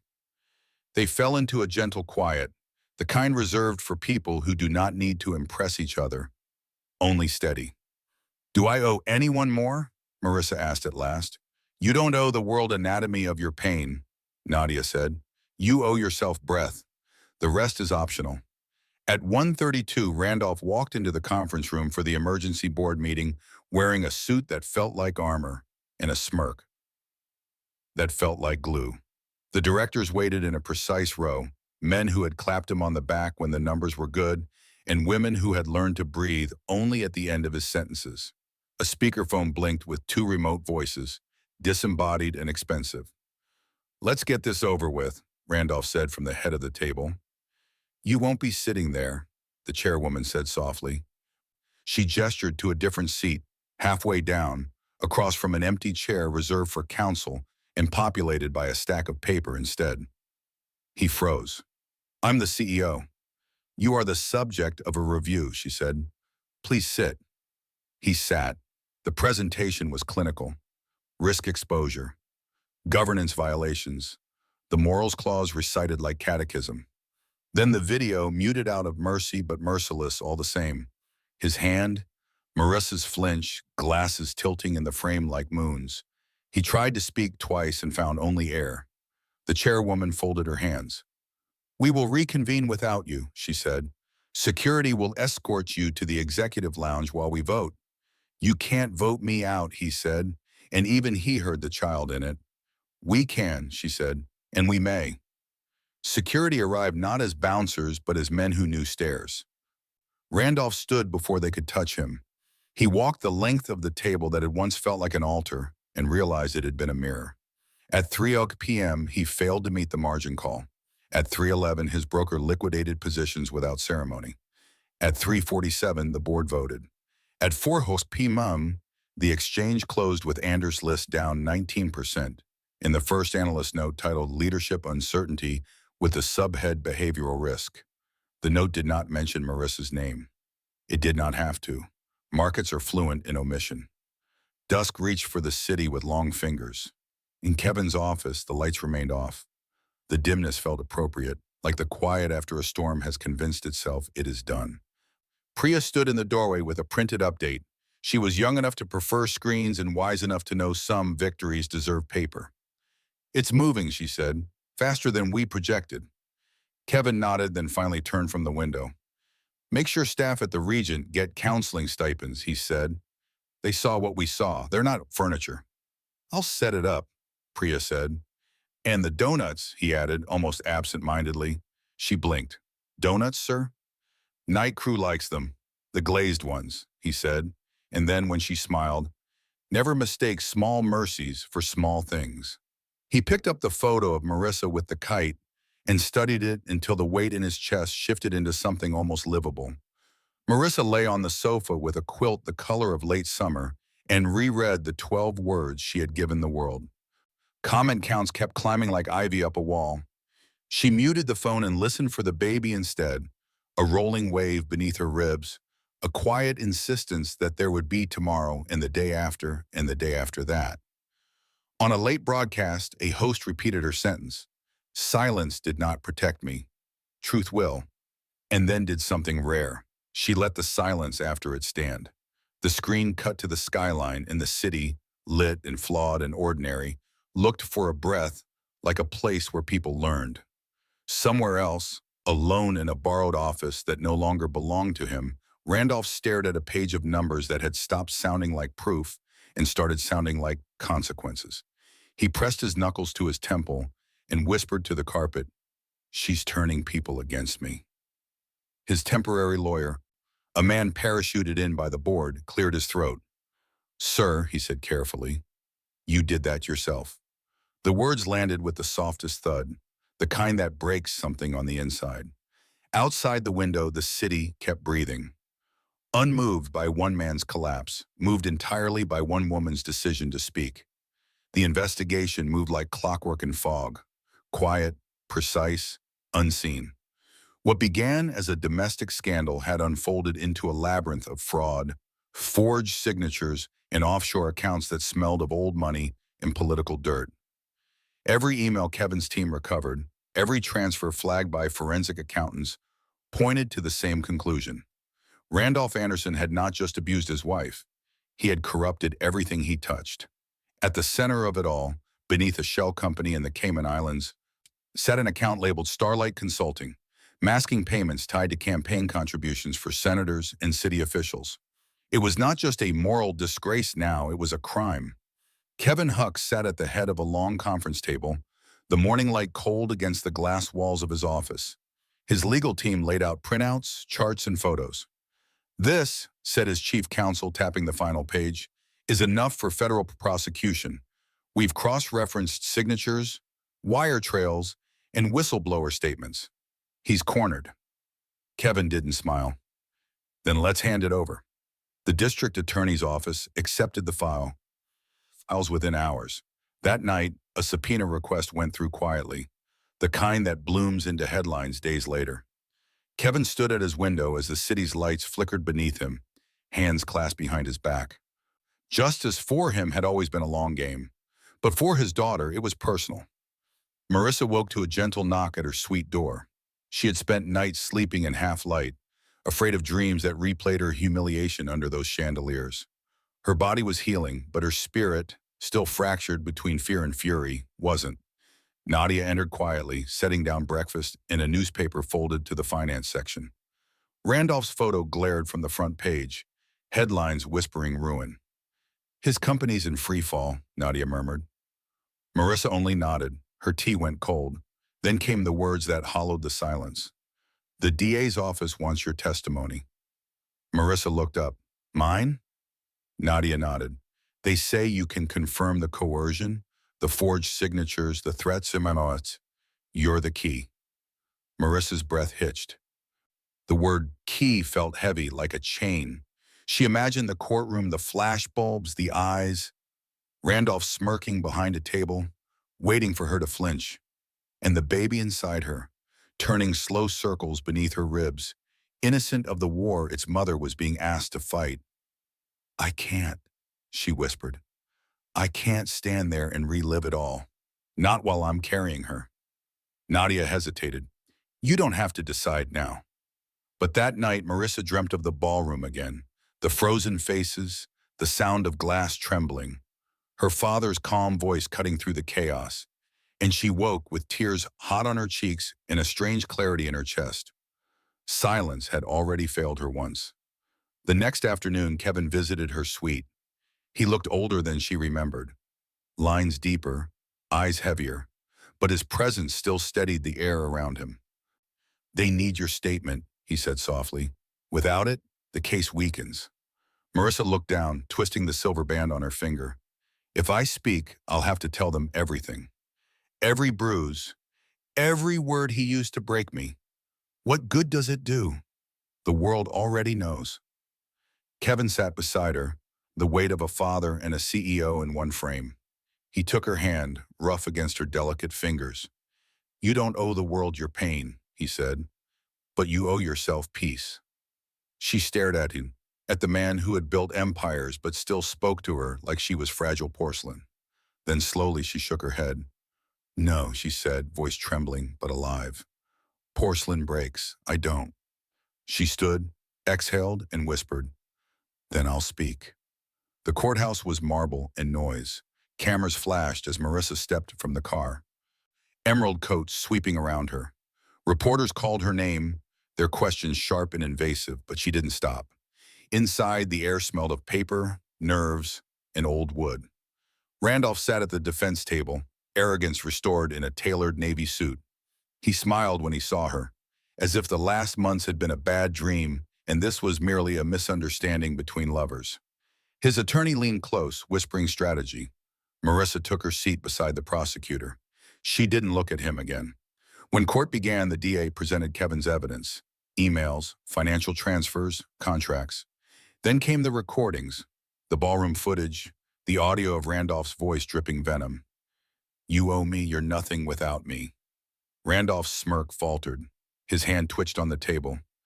The murmurs in the gallery grew until the judge's gavel struck twice. Finally, the DA called Marissa Hucks to the stand. She rose, steady as a column of light, her green dress glowing under the courtroom's cold lamps. The bailiff swore her in. Her voice was clear, quiet, but carried like music through the chamber. "Mrs. Hux," the DA began, "did you recognize the man in that video?" "Yes," she said, "that was my husband." "And were you coerced into signing the documents presented earlier?" She met Randolph's eyes for the first time. "I was," she said. "He told me it was for our family's protection." What he meant was control. Randolph's lawyer objected. Overruled. The prosecutor gestured toward her softly. "Mrs. Hux, if there's anything else you wish the court to hear, you may speak freely." Marissa's fingers tightened on the witness rail. For a moment, the silence felt infinite, the kind that either crushes you or crowns you. Then she drew a breath that shook but did not break. "You called me weak," she said, her gaze locked on Randolph. "You said I would never survive without you. But weakness doesn't bring down empires." The words hit like a verdict before the gavel even fell. Randolph's face drained to ash. Behind him, Kevin watched from the gallery, hands folded, the faintest glimmer of pride flickering through his composure. As Marissa stepped down from the stand, cameras outside caught the moment her head lifted toward the courthouse sky. No longer afraid of the flash, no longer defined by the past. Justice had begun, and this time, she was not running from the light. The Anders List Holdings stock ticker told the story in brutal simplicity, down 47% in 3 trading days. By Friday afternoon, it had lost $12 million on the market capitalization, not because the company's fundamentals had changed, but because investors had finally learned that its CEO had forged documents, stolen equity, and assaulted his pregnant wife on camera. The board meeting lasted 17 minutes. Randolph wasn't invited. The email from their general counsel was surgically precise. In light of recent criminal charges, civil litigation, and reputational damage to the company, the board has voted unanimously to remove Randolph Anderson as CEO and terminate his employment effective immediately. All company property, including keys, access cards, and electronic devices, must be returned within 24 hours. No severance, no stock options. No carefully worded press release thanking him for his service. Just, "You're out. Return your keys." By Monday, federal agents arrived at his Beacon Hill mansion with a warrant signed by a judge who'd reviewed 8 weeks of evidence compiled by Kevin Hux's investigators and Diane Chen's legal team. They seized computers, file boxes, hard drives, everything that might contain traces of the forged signatures, the shell companies, the systematic theft of Marissa's assets. Randolph stood in his foyer, watching strangers carry away his life in labeled evidence bags, and understood that this wasn't a setback he could recover from. This was extinction. 7 miles away, in the private maternity wing of Massachusetts General Hospital, Marissa held her daughter for the first time and felt the world reorganize itself around one tiny, perfect human. Hope Marissa Hux weighed 7 pounds, 3 ounces. She had her mother's dark eyes and her grandfather's determined chin. She'd arrived at 3:47 a.m. after 14 hours of labor, entering the world with a cry that sounded like defiance, like she was announcing her presence and demanding the universe make room. Kevin stood beside the hospital bed, still in the suit he'd worn to court that morning.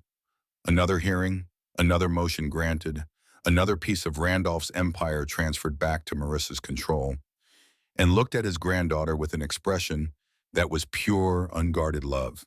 "Can I?" he asked softly. Marissa passed Hope to her father, watched him cradle the infant with the careful tenderness of someone who understood exactly how fragile new life was. Kevin had held Marissa like this 32 years ago, had made the same promises about protection and safety and building a world where his daughter would never have to be afraid. He'd failed once. Marissa had still ended up married to a man who hurt her. But he wouldn't fail again. Kevin looked down at Hope, at eyes that hadn't yet learned to fear, at hands that hadn't yet been taught to flinch, and whispered a promise that was also a vow. "You'll never live in fear. Not while I'm breathing. Not while your mother is this strong. You're going to grow up knowing that the world bends for women like you. Not because you're wealthy, but because you refuse to accept anything less." He pressed a kiss to her forehead. "Welcome to the family, Hope. We've been waiting for you." Marissa watched her father hold her daughter and felt something settle in her chest. The final piece of certainty that leaving Randolph had been the right choice, the only choice, the choice that would let Hope grow up seeing what love actually looked like. Not control disguised as protection, not possession masquerading as devotion. Just this, a grandfather promising his granddaughter safety and meaning it. In a penthouse apartment overlooking Boston Common, the one Randolph had kept even after moving into the Beacon Hill mansion because it signaled success. Darkness pressed against floor-to-ceiling windows like it was trying to get in. Randolph sat on Italian leather furniture worth more than most cars, lights off, whiskey untouched on the coffee table. He'd poured it 3 hours ago, thinking alcohol might numb the catastrophic implosion of his entire existence, but he couldn't bring himself to drink. Couldn't do anything except sit in the dark and watch his life get dissected on television. The TV glowed blue in the darkness, volume low but still audible. Channel 7 was replaying their exclusive interview with Marissa from this morning, the one she'd recorded 2 days after giving birth, sitting in a hospital gown with her daughter sleeping in a bassinet beside her. The interviewer had asked the obvious questions. How are you feeling? What do you want people to know? Are you afraid? Marissa had answered with the calm, measured certainty of someone who'd already survived the worst thing that could happen and came out stronger.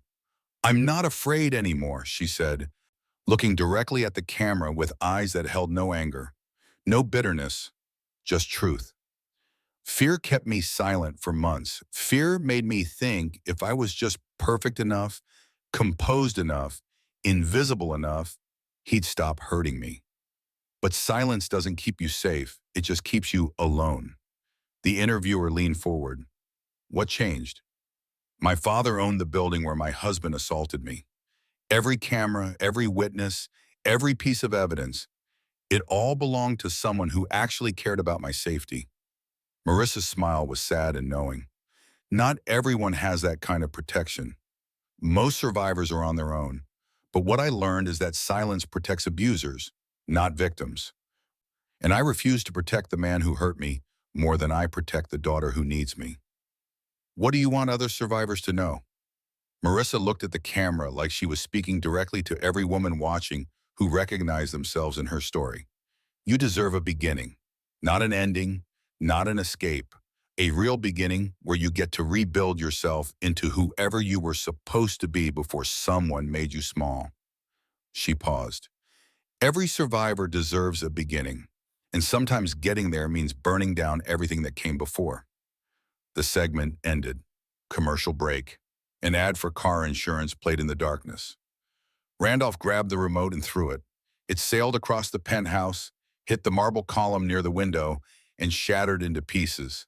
Plastic casing cracking, batteries scattering. The satisfying violence of destruction that changed nothing. Just like his career, his reputation, his carefully constructed image of the self-made millionaire who'd earned every dollar through brilliance and ambition. All of it shattered, all of it scattered, all of it revealed as the hollow performance it had always been. His phone buzzed, an alert from his Google Analytics. He opened it masochistically, needing to see how bad the damage was. The top search result for his name was now Randolph Anderson wife beater. Second result, Randolph Anderson fraud charges. Third, Randolph Anderson forgery evidence. The city that once praised him now spat his name like a curse. Investors who'd taken his calls now blocked his number. Country club memberships were under review. Dinner reservations at restaurants where he was once a regular were suddenly, perpetually booked. He'd become a pariah, a cautionary tale, the man everyone pointed to when they wanted to say, see, this is what happens when you think you are untouchable. Randolph sat in his dark penthouse, surrounded by expensive furniture no one would ever visit to admire, and understood that Kevin Hux hadn't just destroyed his career. He'd erased him, removed him from relevance so completely that in 6 months, people would struggle to remember his name. And somewhere in a hospital room filled with flowers and love, and the kind of hope that came from surviving the unsurvivable, Marissa held her daughter and looked toward a future that didn't include the man who tried to make her disappear. She'd won.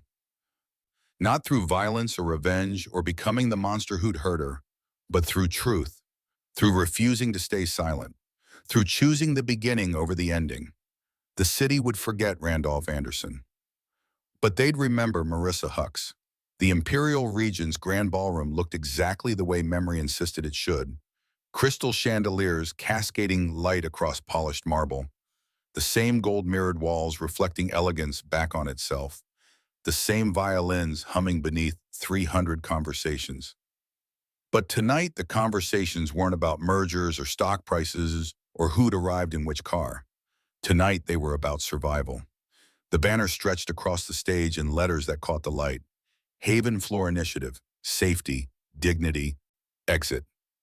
Marissa stood backstage in a flowing emerald gown, the same shade as the dress she'd worn a year ago, but this one fit her post-pregnancy body and didn't carry the weight of fear.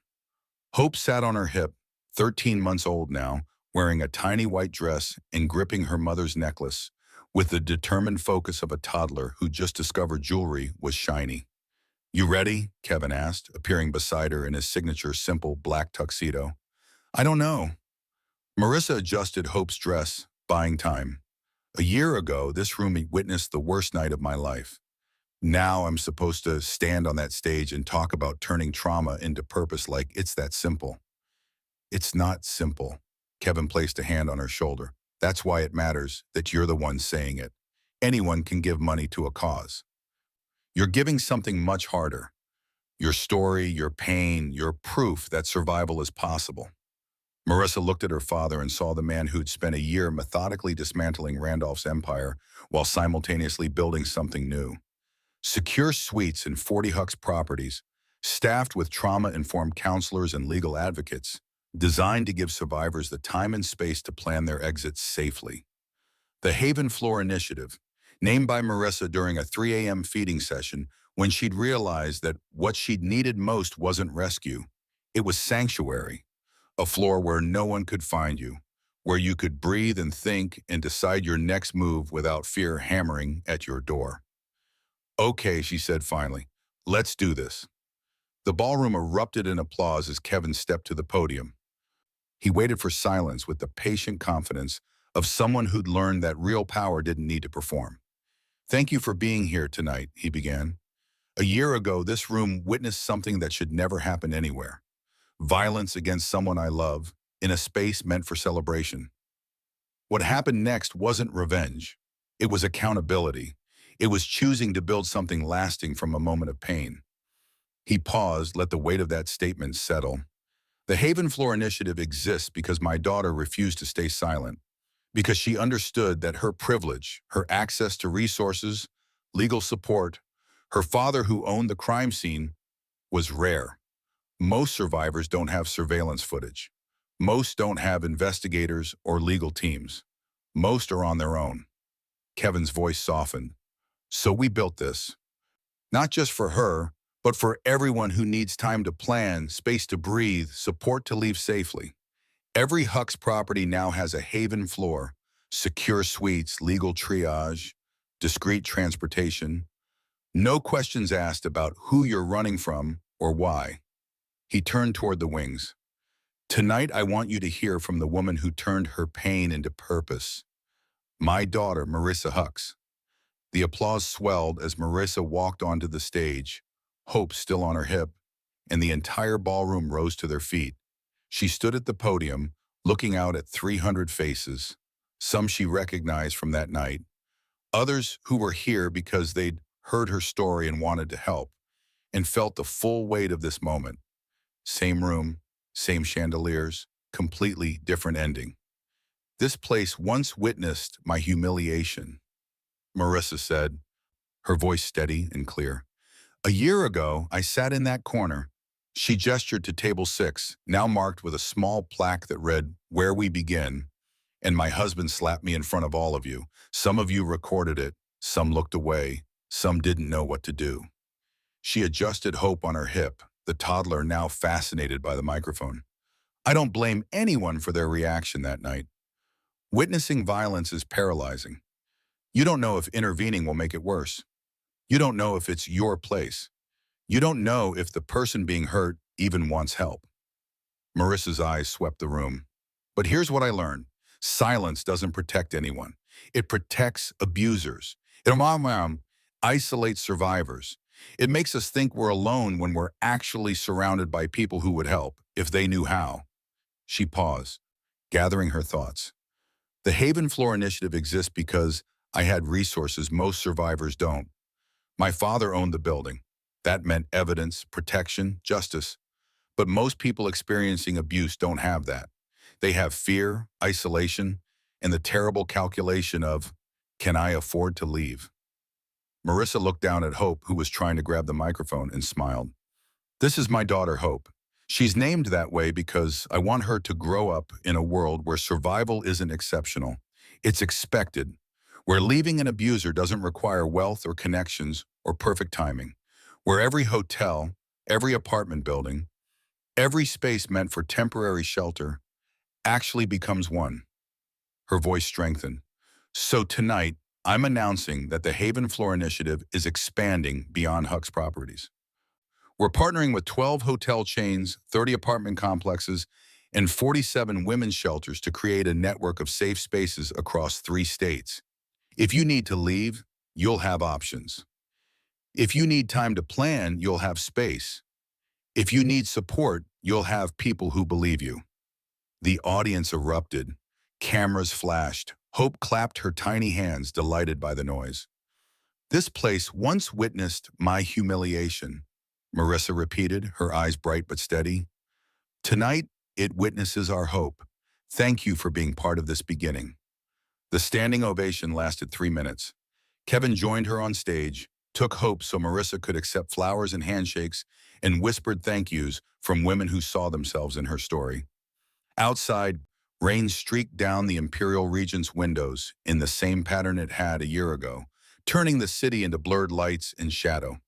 A man in a wrinkled suit, cheap fabric, off the rack, nothing like the custom tailoring he used to wear, stood on the sidewalk watching the celebration through glass. His hair needed cutting. His shoes had a hole near the toe.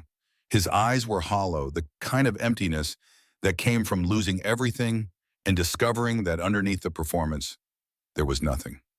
Randolph Anderson watched his ex-wife accept applause in the same ballroom where he'd struck her, watched her hold the daughter he'd demanded she abort, watched her father stand beside her with the pride Randolph had spent 3 years trying to earn. He'd thought foolishly, desperately, that time would soften the damage, that people would forget, that he could rebuild.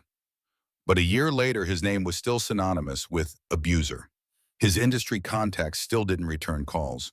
His attempts at starting new ventures died in due diligence when investors Googled him and found the videos, the evidence, the systematic documentation of his cruelty.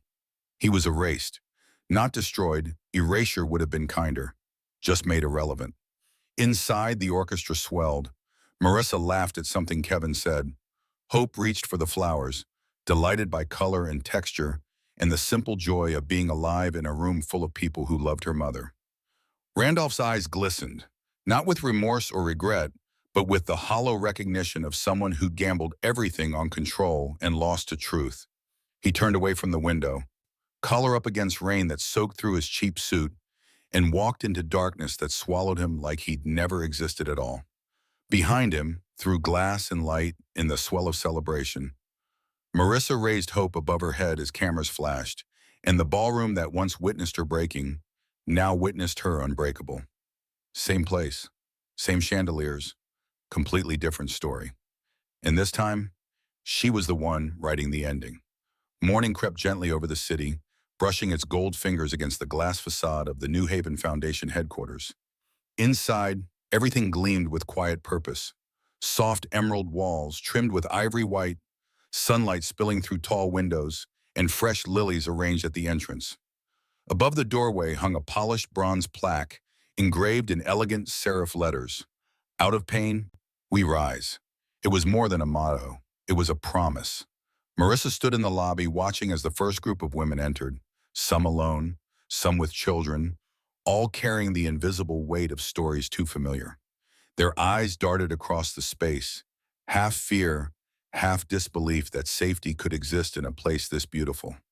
One woman clutched her little boy's hand. The other brushed tears from her cheek as she signed in. A counselor guided them toward the resource desk where volunteers smiled with warmth that felt real. Marissa walked forward, greeting each one personally. Her emerald green blouse shimmered under the morning light, a deliberate echo of the gown she wore that terrible night a year ago, now transformed into a symbol of peace. "You're safe here," she said to a trembling woman in a navy scarf. "Take your time." "There's no rush." The woman's lips quivered. "Is it true you went through it too?" Marissa's eyes softened. "Yes," she said, "and we're still standing." From the glass balcony above, Kevin Hux watched in silence.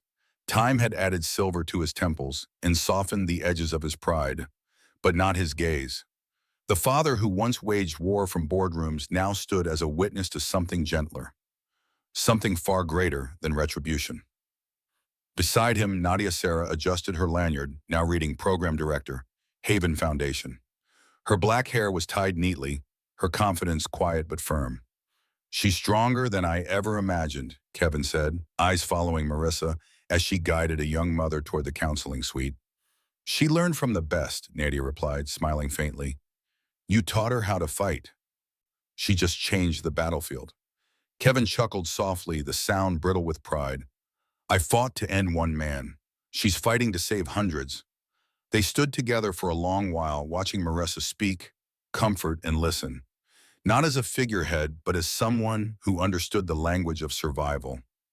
Every nod, every touch of reassurance was fluent empathy. When Kevin finally turned to leave, Nadia stopped him. "She'll want you there for the ceremony this evening." Kevin paused, his reflection ghosting against the glass. "She doesn't need me at her podium," he said, "but I'll be here, quietly, like always." Later that afternoon, the building hummed with life. The Haven staff moved through hallways filled with the sound of typing, quiet laughter, and hope stitched into motion. Marissa paused at the media wall displaying photographs of the foundation's outreach work. Women in shelters smiling beside suitcases of new clothes. Children painting their first canvases in safety. Volunteers delivering meals to survivors. She felt the soft tug of a tiny hand at her skirt. "Mommy," said a small voice. She looked down at Hope, now a chubby-cheeked toddler in a cream dress. Her curl bounced as she lifted her arms toward her mother. Marissa smiled and scooped her up, breathing in the sweet, powdery scent that always reminded her of morning peace. "You ready to see something special?" she whispered. Hope giggled in response. Marissa walked through the sunlit corridor to the elevator and pressed the button for the rooftop terrace. The door opened to a world of wind and light. The rooftop garden stretched wide, a haven of green grass and gentle blossoms swaying beneath the open skyline. From here, the skyline of the city shimmered in the distance, and beyond it, rising like a memory carved in gold, stood the Imperial Regent Hotel. Marissa stepped closer to the railing, the breeze brushing through her hair. The building looked smaller now, no longer the fortress of fear that had haunted her dreams, but a monument to everything she had overcome. "That was where everything broke," she whispered, her voice carried softly by the wind. "And where I began, again." She glanced down at Hope, whose wide eyes mirrored the morning sky. "You saved me, little one," Marissa said, smiling through the swell of emotion. "You gave me reason to start over." Hope giggled again, reaching for the air. Marissa lifted her high, laughing, a sound pure and unrestrained, echoing across the rooftop like sunlight turned into music. Below, the foundation bustled with purpose, and inside, survivors began their first sessions, their voices weaving new beginnings into the fabric of the day. Above, a mother and her child stood against the skyline, framed by light and wind. Marissa closed her eyes, letting the warmth of the sun rest on her skin. For the first time in years, she felt whole, no longer defined by what had been taken, but by what had grown from the wreckage. She turned once more toward the city, holding her daughter close, and whispered to the horizon, "We rise." The wind caught her laughter, carried it upward, and scattered it among the clouds, soft, free, eternal.